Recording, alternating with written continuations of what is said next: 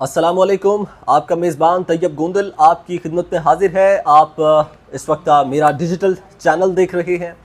आपको बताएं कि बात करेंगे एक अफसोसनाक वाक़या पेश आया। रात गए जो पंजाब पुलिस है उसके 12 जवान हमारे पाकिस्तानी फोर्सेस के, पाकिस्तानी पुलिस के, पंजाब पुलिस के 12 जवान जो है वो शहीद कर दिए गए।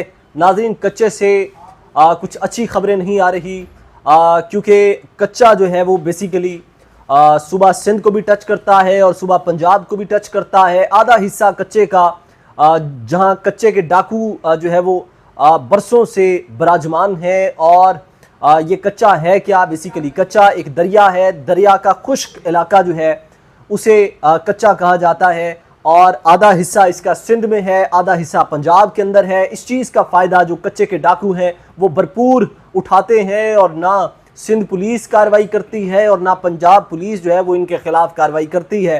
होना तो ये चाहिए कि मिल बांट के दोनों सूबों की पुलिस को यकजां होकर ऑपरेशन करना चाहिए, लेकिन ऐसा नहीं होता। बदकिस्मती से अलमिया ये है हमारे मुल्क के अंदर कि वहाँ पे सिंध के अंदर बरसों से जिनकी हुकूमत है पाकिस्तान पीपल्स पार्टी की, जो नहीं चाहते कि वो सूबा, वो खुश्क सूबा जिसके अंदर ना तो बरसों से तरक्याती काम हुए और ना ही वहाँ के रहने वाले अफराद को, वहाँ की रहने वाली आवाम को किसी किस्म की फैसिलिटीज़ मुहैया की गई।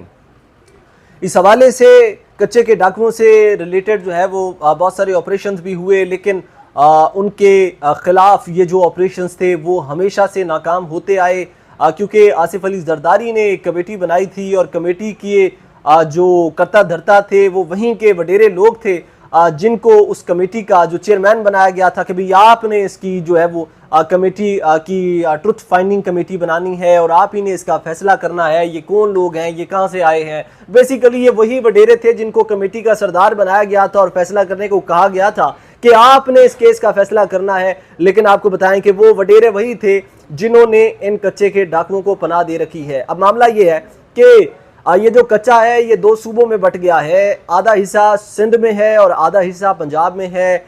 कल शाम के वक्त एक नाखुशगवार वाकया पेश आया। पंजाब पुलिस के 12 एहलकार जिन्हें बेदर्दी से गोलियां मारकर जो है वो शहीद कर दिया और बेयारो मददगार उनकी लाशें काफ़ी टाइम तक वहां पर पड़ी रही, जिन्हें बहुत देर बाद वहां से जाकर उठाया गया और फिर उनके जो एजाज़ में जो है वो शहीदों के एजाज़ में नमाज जनाजा अदा करने के बाद उनकी जो बॉडीज़ थी वो लवाहिकीन के हवाले की गई और किसी भाई का जिगर का टुकड़ा, किसी माँ का टुकड़ा, किसी माँ का लाल, किसी बहन का भाई, किसी भाई का बाजू जी ये जुदा हुआ उससे। और ये एक अलमनाक हादसा है जो रोनमा हुआ और ये कोई पहली बार ये वाकया रोनमा नहीं हुआ। कच्चों की डाकुओं की जानिब से पाकिस्तान के शहरियों को, पाकिस्तान की फोर्सेस को टारगेट किलिंग करने का जो ये सिलसिला है ये बड़े अरसे से जारी है, जिसमें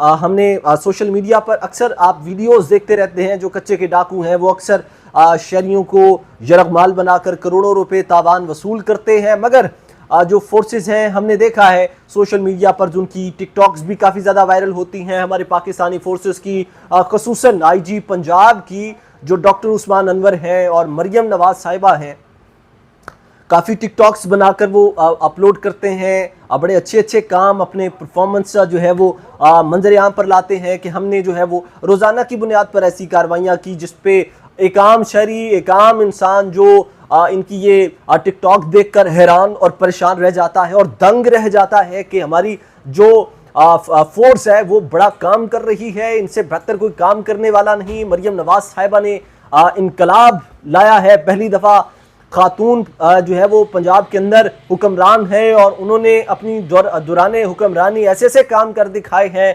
जो ना तो माजी में देखने को मिले और ना कभी मुस्तकबिल में देखने को मिलेंगे। अब मामला ये है कि इस वक्त जो सूरत हाल है, ये जो अलमनाक हादसा पेश आया है, ये जो अलमनाक हादसा पेश आया है, एक वक्फा लेंगे, हमारे साथ रहिएगा जी।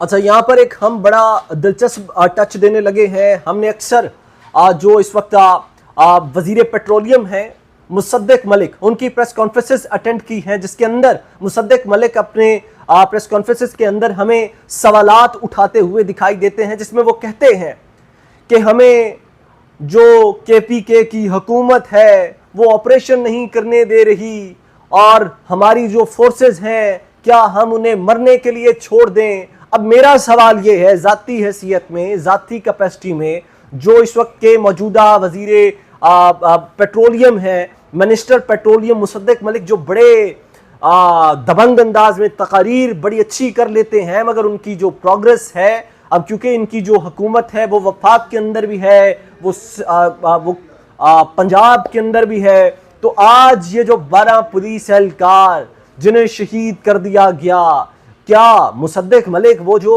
दबंग तकरीरें करते हैं केपीके में ऑपरेशन करने के हवाले से, क्या मुसद्दिक मलिक ऑपरेशन करेंगे कच्चे के इलाके में? और अभी तक ऐलानात क्यों नहीं हुए?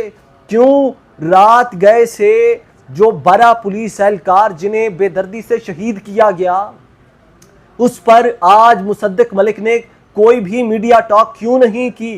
क्यों वो अवाम की अदालत में पेश नहीं हुए?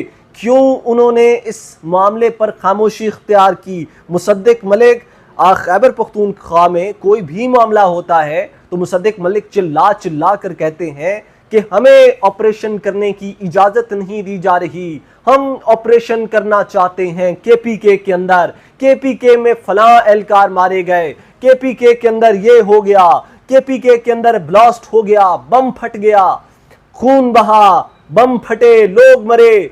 और वो एक बड़ा अच्छा शेर था बलगारी साहब का, बड़े अच्छे शायर थे, उन्होंने लिखा था कि खून बहा, लोग मरे, बम फटा, आगे क्या लिखा है अखबार में आगे पढ़िए।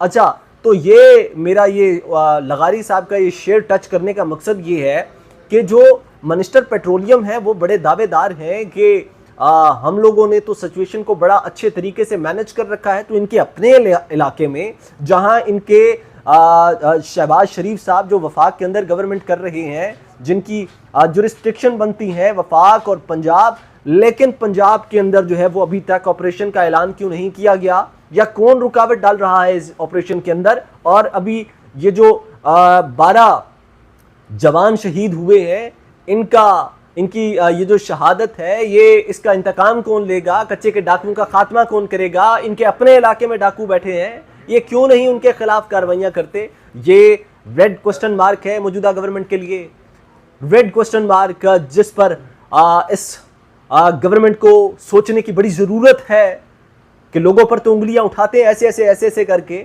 आप अपने गिरबान में तो देखें, आप अपने गिरबान में तो देखें कि आपके अपनी जुरिस्डिक्शंस के अंदर क्या हो रहा है, क्या कर रही है आपकी गवर्नमेंट, आपकी अपनी आईनी हदूद के अंदर, आपकी अपनी डोमेन के अंदर, जहां कच्चे के डाकुओं ने अरसा दराज से डेरे डाल रखे हैं, वहां पे तो आप ऑपरेशन कर नहीं सकते। आप केपीके में जहां पे आपकी जुरिस्डिक्शन बनती नहीं है, आप वहां पर ऑपरेशन करने के लिए चिल्ला चिल्ला कर रोज प्रेस कॉन्फ्रेंस के अंदर कहते हैं हमें जो है वो ऑपरेशन करने की इजाजत नहीं दी जा रही, हमें प्रेस कॉन्फ्रेंस करने की ऑपरेशन करने की इजाजत नहीं दी जा रही। आपका जो अपना इलाका है, आप वहां जाके ऑपरेशन क्यों नहीं करते? कौन पनाह दे रहा है उनको?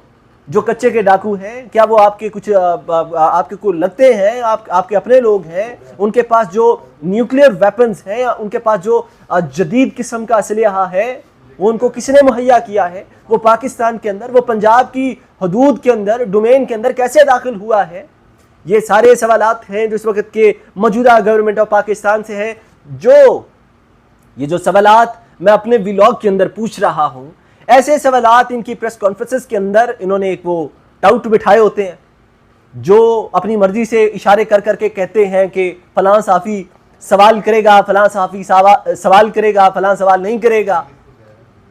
तो मुझे ये बताएं कि जब आपने उनको सवाल करने का राइट नहीं देना, आपने अपनी मर्जी के सवाल, आपने उनको सवाल करने का राइट देना है जो आपकी मर्जी के सवाल आपसे पूछते हैं।